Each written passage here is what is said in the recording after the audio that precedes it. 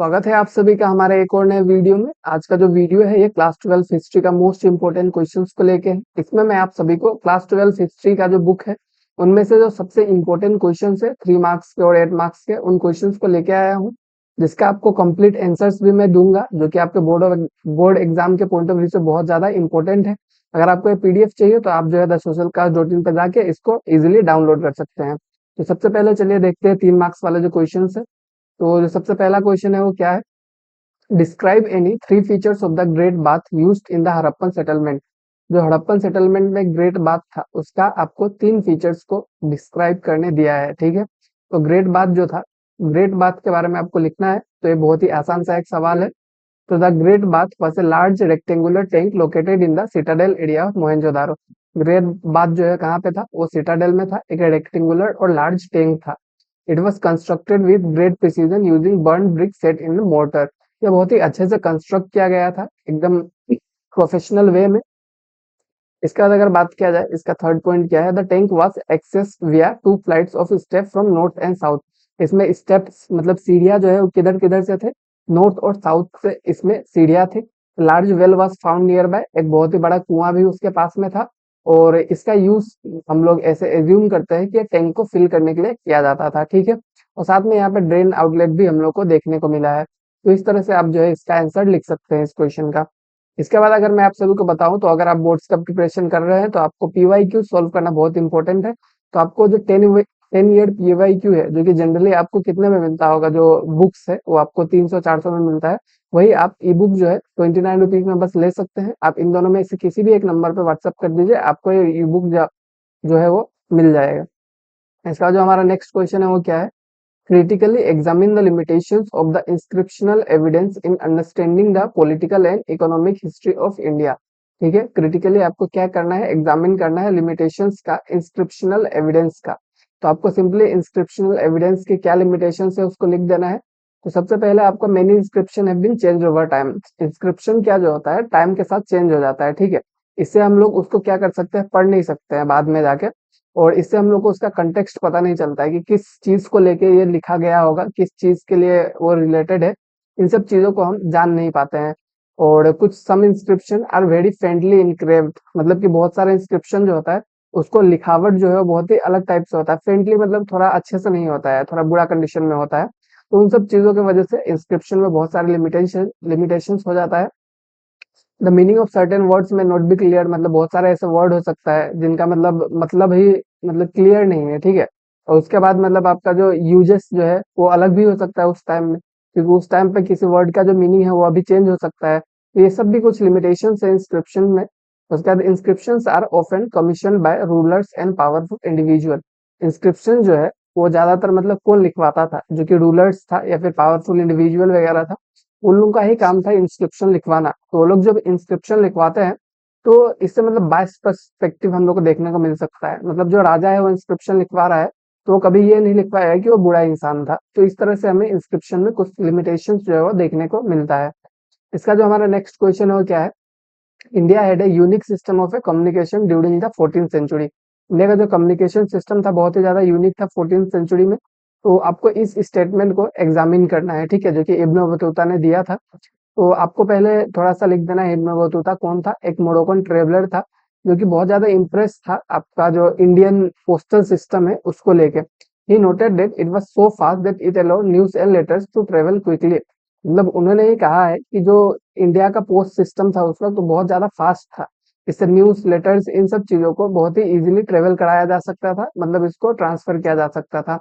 और उन्होंने दो टाइप का जो पोस्टल सिस्टम को डिस्क्राइब किया है, हॉर्स पोस्ट जिसको उल्लूक कहते हैं, और जो फुट पोस्ट जिसको दावा कहते हैं। इसको भी आप जो है अच्छे से मेंशन कर दीजिएगा।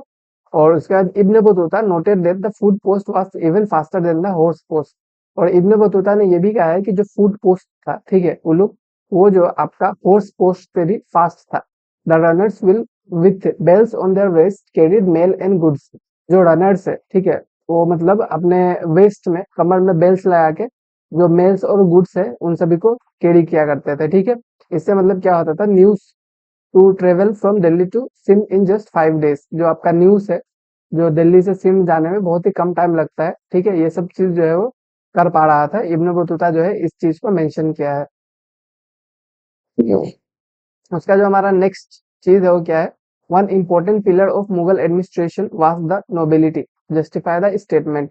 One important pillar of Mughal administration was the nobility, इस चीज को आपको मतलब जस्टिफाई करना है। तो आपको सीबीएसई में इसी टाइप से क्वेश्चन पूछा जाता है, डायरेक्ट क्वेश्चन नहीं पूछा जाएगा। तो आपका इसका आंसर लिखना है, the Mughal nobility was the backbone of the empire administration. ठीक है, जो मुगल का नोबिलिटी था वो एम्पायर का एडमिनिस्ट्रेशन का बैकबोन था। It was diverse group compose of individual, जो मुगल में जो नोबिलिटी था उसमें बहुत सारा एक डाइवर्स ग्रुप था वो, जो कि अलग अलग इंडिविजुअल से बना था। ठीक है, अलग अलग रिलीजन से, अलग अलग एथनिसिटी से, जैसे कि आपका ईरानियंस, टर्किस, अफगान्स, राजपूत, सब कुछ मतलब उनके जो नोबिलिटी है उसमें था, हर तरह के लोग थे। This diversity was celebrated by the Mughal emperor who describe the nobility as a bouquet of flower. ठीक है, तो डाइवर्सिटी जो है वो सेलिब्रेट किया जाता था मुगल एम्पायर के अंदर, मतलब इसको मतलब गुलदस्ता के नाम से जाना जाता था, बुकेट ऑफ फ्लावर। ठीक है, बुके के जैसे इसको कहा जाता था, जिससे मतलब जो लॉयलिटी है रूलर के प्रति वो लोगों का बना रहे। उसके बाद members of the nobility were granted offices and titles. ठीक है, जो नोबिलिटी के रूलर्स थे उनको मतलब क्या किया जाता था, ऑफिसर्स को उनको ऑफिसेस दिया जाता था, टाइटल्स दिया जाता था, मनसब। ठीक है, टाइटल मतलब मनसब, वो सब भी दिया जाता था उनको। और in return for their military service and administrative loyalty, किस चीज के बदले, वो लोग जो मिलिट्री सर्विसेज प्रोवाइड करते थे या फिर जो लॉयलिटी को शो करते थे उसके बदले इनको ये सब दिया जाता था। ठीक है, their personal relationship with the emperor was the source of their power and influence. और जो मतलब आपके नोबिलिटी थे उनका जो पर्सनल रिलेशन जो था किंग के साथ वो भी बहुत ही अच्छा हुआ करता था, इससे भी वो लोग बहुत ज्यादा पावरफुल थे। इसके बाद जो हमारा नेक्स्ट क्वेश्चन है वो क्या है, the Bardhaman auction had a strange twist and was considered a big public event in 1797, explain the statement. जो बर्धमान ऑक्शन हुआ था, ठीक है, वो मतलब बहुत ही ज्यादा स्ट्रेंज ट्विस्ट कंसिडर किया जाता है और एक बहुत बड़ा पब्लिक इवेंट माना जाता है 1797 का। इसको आपको एक्सप्लेन करना है। ठीक है, in 1797 a grand public auction was held in Bardhaman to sell the land of the local raja. Local राजा का लैंड को सेल करने के लिए ऑक्शन हुआ था। ठीक है, who had fail to pay his revenue dues to the British East India Company. तो ऐसा ऑक्शन क्यों था, क्योंकि वो जो राजा था उन्होंने ब्रिटिश ईस्ट इंडिया कंपनी को रेवेन्यू पे नहीं कर पाया था, वो मतलब वो फेल हो चुका था रेवेन्यू पे करने के लिए। तो इससे मतलब ये ऑक्शन जो है वो हेल्ड हुआ था। The auction gain notoriety because it has a peculiar outcome, many of the people who bought the land were not outsider but were the raja's own agents. तो ये जो ऑक्शन है इसमें मतलब थोड़ा सा अजीब चीजें क्या हुआ कि मतलब जो ऑक्शन में लैंड बिका जा रहा है, ठीक है, उसको मतलब कोई आउटसाइडर नहीं खरीद रहा है, उसको मतलब जो राजा है उसका खुद का एजेंट्स खरीद रहा है, राजा का खुद का सर्वेंट्स जो है वो खरीद रहा है, जो मतलब राजा ने खुद उनको इंस्ट्रक्ट किया है कि इस चीज के लिए बिड करे। ठीक है, this was a strategic move by the raja and other zamindar to subvert the British policy. ये एक स्ट्रेटेजिक मूव था, ठीक है, जितने भी राजा थे, जमींदार थे, उनके तरफ से, ताकि वो लोग ब्रिटिश पॉलिसी को सरपेस कर सके। ठीक है, वो लोग क्या करते थे, खुद के मेंबर्स से जमीन खरीदवा लेंगे, उसके बाद फिर वो लोग ही तो राजा रह गए, इस टाइप से हो जाएगा। तो ऐसे करके मतलब वो लोग ब्रिटिश का जो पॉलिसी था उसको सरपास कर रहे थे। उसके बाद हम लोग देखते हैं नेक्स्ट 8 मार्कर क्वेश्चंस। तो 8 मार्कर में सबसे पहला क्वेश्चन क्या है, analyse the main features of the Amar Nayak system. Amar Nayak system जो है आपका विजयनगर एम्पायर का क्वेश्चन है। ठीक है, इसका आपको मेन फीचर्स बताना है। What role did it play in the rise and eventually decline of the Vijayanagara empire. तो अमर नायक जो सिस्टम है उसने विजयनगर एम्पायर का राइज के लिए भी कंट्रीब्यूट किया, मतलब विजयनगर एम्पायर को बढ़ाया भी, और साथ में विजयनगर एम्पायर का जो डिक्लाइन है वो भी इसी सिस्टम की वजह से हम लोग को देखने को मिलता है। ठीक है, विजयनगर का जो डिक्लाइन है वो भी इसी सिस्टम के वजह से हम देखते हैं। तो ऐसा इसी के बारे में आपको लिखना है। तो सबसे पहले Amar Nayak were military chiefs given land to govern. Amar Nayak थे कौन, ये चीज आपको बताना है सबसे पहले। तो अमर नायक कौन थे, आपके मिलिट्री चीफ थे जिनको जमीन दिया गया था गवर्नेंस के लिए, राजा ने दिया था। वो लोग क्या करते थे, टैक्स कलेक्ट करते थे और कुछ शेयर अपने पास रख लेते थे और बाकी जो है राजा को पे कर देते थे। सोल्जर्स, फोर्सेस, एलिफेंट, ये सब जो चीज है राजा के लिए वो कौन मेंटेन करता था, ये अमर नायक ही मेंटेन करते थे। उसके बाद they paid tributes and offered gift to the empire. ठीक है, ये लोग क्या करते थे, ट्रिब्यूट्स देते थे, गिफ्ट प्रोवाइड करते थे एम्पायर को, लॉ एंड ऑर्डर को मेंटेन करते थे अपने टेरिटरीज में। उसके बाद ये लोग, the system help Vijayanagara expand and stay strong. और इस सिस्टम की वजह से क्या हुआ, विजयनगर जो है वो बहुत ही ज्यादा स्ट्रॉन्ग हो गया और बहुत ज्यादा एक्सपेंड करने लगा। और over time nayakas become powerful and acted independently. और इसका जो नेगेटिव इम्पैक्ट कब पड़ने लगा, जब मतलब टाइम के साथ जो नायकास थे, अमर नायक, वो लोग क्या होने लगे, वो लोग बहुत पावरफुल बनने लगे और वो लोग खुद को इंडिपेंडेंट डिक्लेयर करने लगे। तो इससे क्या हुआ, जो एम्पायर है वो बिखरने लगा। The rivalry and rebellion weakened the empire leading to its decline. और इनके राइवलरी की वजह से क्या हुआ, जो एम्पायर है वो डिक्लाइन होने लगा। ठीक है, तो हमारा नेक्स्ट क्वेश्चन है, क्या है, explain the various political, social and economic causes that led to the revolt of 1857। तो 1857 में कौन कौन से कॉजेस थे जिसकी वजह से रिवोल्ट जो है हुआ, यही चीज आपसे पूछा गया है सिंपल लैंग्वेज में। तो सबसे पहला जो चीज है, British annexation policies like the doctrine of lapse. Doctrine of lapse क्या है, डॉक्ट्रिन ऑफ लेप्स मतलब कि जब कोई भी मेल हेयर नहीं रह जाता है तो किंगडम जो है ब्रिटिश के पास चला जाएगा। तो इस तरह का जो ब्रिटिश का पॉलिसी था, इसके वजह से क्या हुआ, ये रिवोल्ट जो है वो, मतलब लोग जो है बहुत ज्यादा गुस्सा होने लगे, ये एक रीजन था। ठीक है, उसके बाद मतलब state like Awadh, Jhansi and Nagpur were annexed. ठीक है, अवध और झांसी और नागपुर जैसे जो स्टेट्स थे, उनको क्या करने लगा, ये लोग ब्रिटिश ने एनेक्स कर लिया। ठीक है, अपने कब्जे में ले लिया। वो भी मतलब अनफेयरली, मतलब कोई फेयर मीन्स यूज नहीं किया उन लोगों ने, अनफेयरली इसको कब्जे में ले लिया। उसके बाद हेवी लैंड टैक्सेस लगा दिया, रेवेन्यू सिस्टम जो है उसको सबको बदल दिया। तो इससे मतलब पीजेंट, जमींदार, सबको मतलब प्रॉब्लम होने लगा। Indian industries and artisan suffered. ठीक है, ब्रिटिश ने जो इकोनॉमिक पॉलिसीज इंप्लीमेंट किया, इससे जो इंडिया के इंडस्ट्रीज थे, जो आर्टिसंस थे, उनको बहुत ज्यादा दिक्कत होने लगा। सोशल रिफॉर्म जो है उसको भी हम लोग को, मतलब जो इंडियंस थे उन लोगों ने क्या, रिलीजन में इंटरफेरेंस के रूप में देखने लगा। ठीक है, जैसे कि सती प्रथा वगैरह हो गया, उसको बैन कर दिया। तो इन सब चीजों से लोगों को बहुत ज्यादा गुस्सा आने लगा। Missionary activity create fear of force conversion. जो मिशनरी एक्टिविटीज था, ठीक है, क्रिश्चियनिटी में कन्वर्ट कर रहे थे लोगों को, तो उनको लगा कि जो इंडियंस है उनको ऐसा अंदर से फील आया कि हमारे रिलीजन को डिस्ट्रॉय करके ये लोग हमें क्रिश्चियनिटी में कन्वर्ट करने वाले हैं। उसके बाद sepoys dislike new rulers like overseas services and loss of allowances. ठीक है, सीपोइस जो है उनको कुछ चीजें मतलब पसंद नहीं आया, जैसे कि ओवरसीज सर्विसेज, ठीक है, इंडिया के बाहर जाके सर्विसेज देना, और उसके बाद कुछ अलाउंसेस जो था वो उनको नहीं मिलता था।